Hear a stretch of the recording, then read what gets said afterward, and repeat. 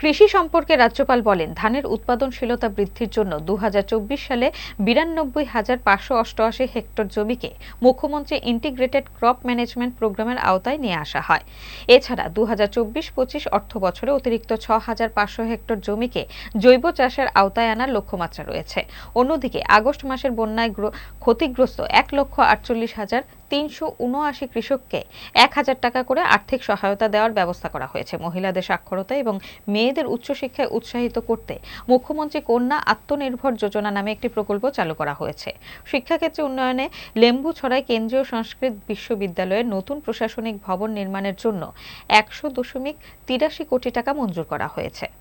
कृषि जो सकल राज्य घरेलू उत्पादन जीएसडीपी के लिए प्रमुख योगदान करती रही है।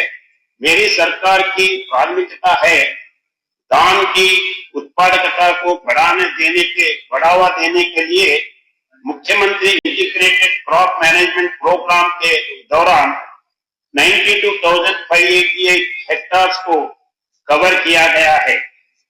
National mission for edible oil palm oil के तहत 1,878 हेक्टार्स पाम ऑयल की खेती लगाई गई, जिससे 1,861 किसान लाभान्वित हुए। मेरी सरकार पशु और पक्षियों के लिए उपचारात्मक और निवारक स्वास्थ्य देखभाल के लिए पशु चिकित्सा सेवाएं प्रदान करती है।